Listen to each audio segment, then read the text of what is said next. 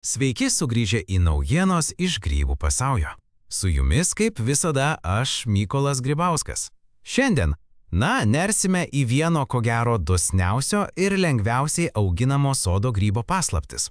Taip. Tai grybas, kuris, žinote, gali tapti jūsų pirmuoju žingsniu į nuosavą grybų ūkį Rimtai. tiesiog kieme. Ir ne veltui jis vadinamos sodo milžinų, Mykolai. Jo galimybės, išties milžiniškos. Būtent, kalbėsime apie rusvakepurę gleivę budę. Pasaulyje geriau žinoma kaip wine cap arba, garden giant. Taip. Ir kad nepasiklystume jo galybėje, mums padės mikologijos ekspertė, mokslo daktarė Auksė Mikelionytė. Sveika, Aukse! Sveikas, Mykolai. Ačiū, kad pakvietei. Šis grybas mano vienas mėgstamiausių. Oho, Nes jis, puikiai iliustruoja, kaip grybai gali tapti mūsų partneriais. Ne tik lėkštėje, bet ir sode. partneris? Gana stiprus teiginys. Gerai, pradėkime nuo paprastų dalykų. Kodėl jis toks draugiškas pradedantėjam augintojui? Ar tikrai nereikia jokių specialių sąlygų? Tikrai taip. Jam nereikia sterilių patalpų ar, tarkim, sudėtingos įrangos. Gerai, Jam patinka tai, kad turime sode. Medžio drožlės, šiaudai. Jis tikrai neįnoringas temperatūrai, atsparus ligoms. wow. Tiesiog paruoši jam lovą, pavėsyje, palaikai drėgmę ir jis atsidėkoja.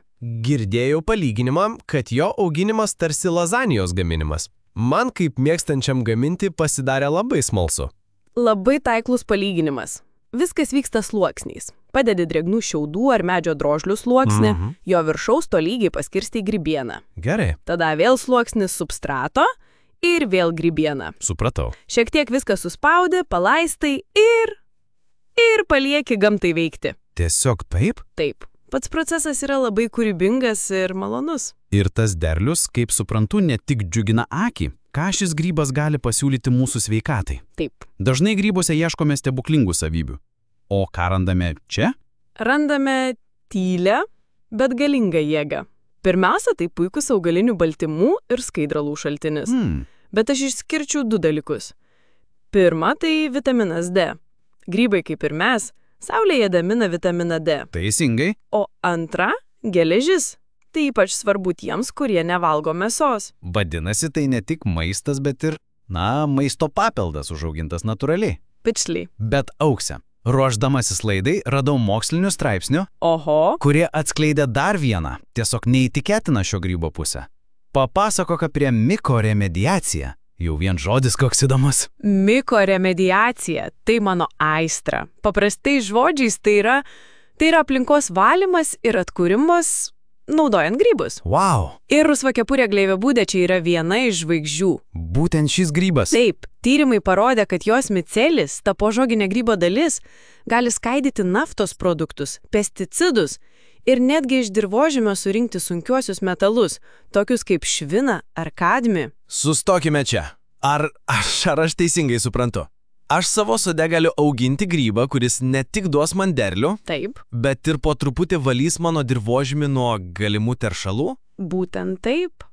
Jis veikia kaip gyvas save atkuriantis filtras. Filtras. Jis ne tik valo, bet ir gerina dirvožemio struktūrą, didina humuso kiekį. Wow. Jis yra tikras ekosistemos inžinierius. Todėl ir sakiau partneris. Jis dirba kartu su tavimi. Tai tiesiog keičia viską. Grybas sodininkas, grybas sanitaras. O koksgi jis lėkštėje? Po tokių darbų ar jis dar ir skanus? Tikrai taip. Jo tekstūra tvirta, mėsinga, šiek tiek primena jauną bulvę. O skonis švelnus, riešutingas. Taip. Kai kas jame dar atranda ir šparagų natų. Įdomiai. Dėl tvirtos struktūros jis puikiai tinka pepti ant grilio, nes neištyšta. Įsivaizduok didelį grybo kepsnį, pagardintą žolėmis. Jau įsivaizduoju. Aukse, ačiū tau už šį nuostabų portretą.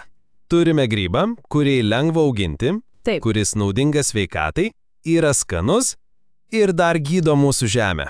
Tai lyg mažas stebuklas, kurį galime turėti savo kieme. Džiaugiuosi galdama pasidalinti. Kartais patys nuostabiausi sprendimai slypi tiesiai mums po kojomis. Ir su šita mintimi noriu palikti jūs, mūsų klausytojai. Dabar štai klausimas, apie kurį norėtume, kad pagalvotumėt. Žinant, kad vienas paprastas grybas gali mus maitinti, gerinti mūsų sveikatą ir valyti mūsų aplinką. Kiek dar tokių gamtos sąjungininkų mes nepastebime arba, nuvertiname savo kasdienime gyvenime. O grybienos ir daugiau informacijos galite pasižiūrėti tinklapyje grybuauginimas.lt. Iki kitų kartų.